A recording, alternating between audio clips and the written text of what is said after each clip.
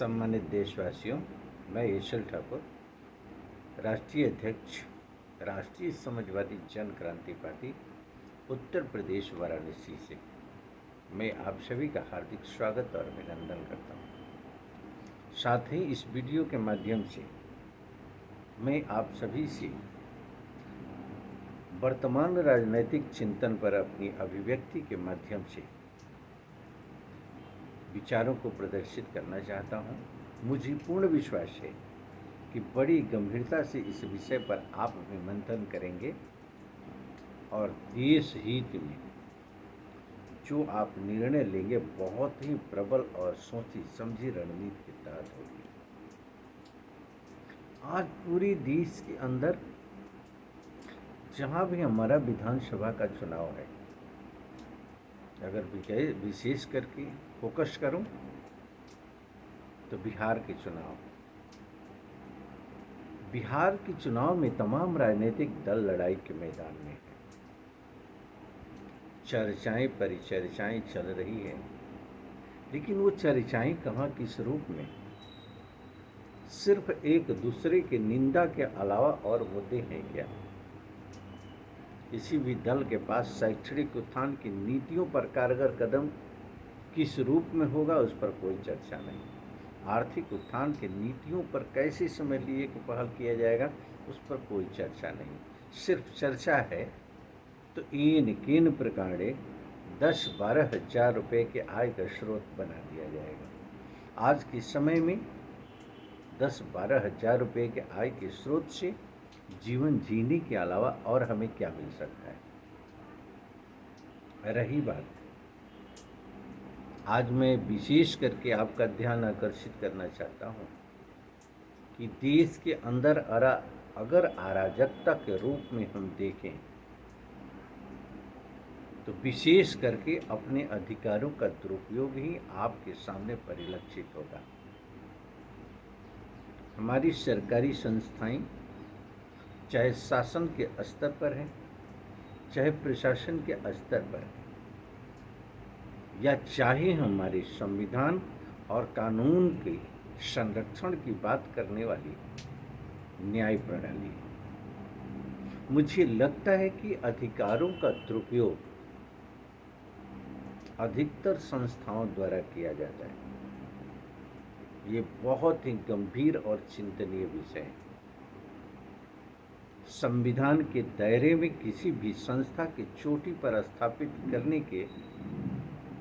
करने का उद्देश्य पीठासीन अधिकारी को संविधान और कानून के दायरे में अधिकारों का निर्वहन है, यानी संस्था के अधिकार और कार्य क्षेत्र का निर्वहन है।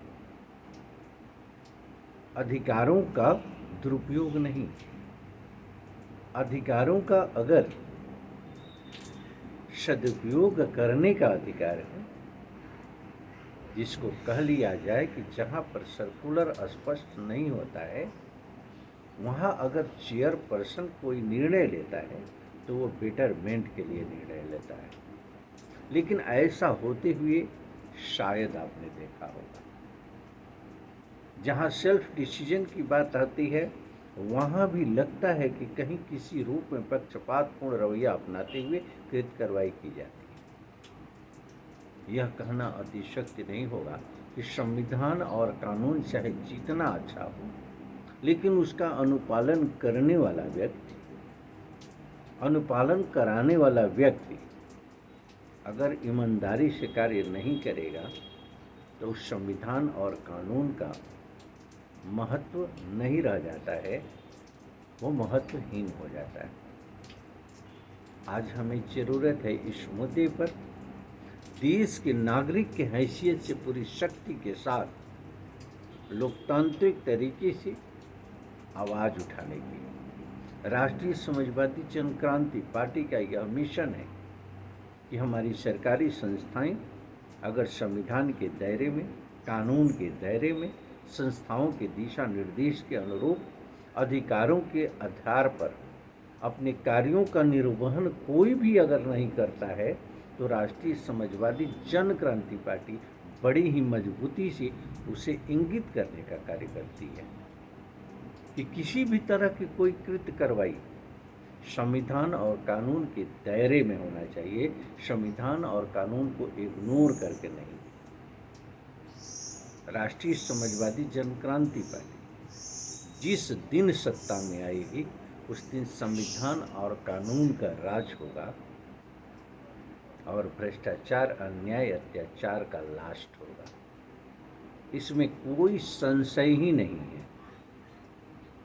जब तक सत्ता में पार्टी नहीं आ रही है तब तक जनचेतना अभियान के अंतर्गत जन जन को यह बताने का कार्य करेगी कि प्रत्येक देश का नागरिक अपने अधिकार और कर्तव्य को समझे, संविधान और कानून को समझे, अपने हक की लड़ाई को लेकर के प्रबलता से आवाज़ उठाए, शालीनता से आवाज़ उठाए, लोकतांत्रिक तरीके से आवाज़ उठाए, संविधान और कानून के दायरे में आवाज़ उठाए और वो आवाज़ इतनी प्रबल आवाज़ हो जो कि भ्रष्टाचारियों की नींद हराम कर दे। आइए हम सब मिल करके इस अभियान को आगे बढ़ाते हैं बेहतरीन राजनैतिक प्रयास के अंतर्गत। त्याग, तपस्या और परोपकार के भाव को लेकर के राज्य की चलाने की नीतियों को चरितार्थ करते हुए राजनीति करके तथाकथित लोगों द्वारा झूठ बोलना, धोखा देना, भ्रष्टाचार द्वारा क्रिएट संपत्ति के आधार पर चुनाव लड़ना, मक्कारी करना, गद्दारी करना और उसे राजनीति से परिभाषित करना कि राजनीति हो रही है, इसे धत्ता बताते हुए एक बेहतरीन राजनीतिक प्रयास की तरफ हम सभी अग्रसर होते हैं राष्ट्रीय समाजवादी जनक्रांति पार्टी के साथ। आइए हम मिल करके इस इनकलाब की आवाज़ को आगे बढ़ाते हैं समतामूलक समाज के लिए। धन्यवाद सर।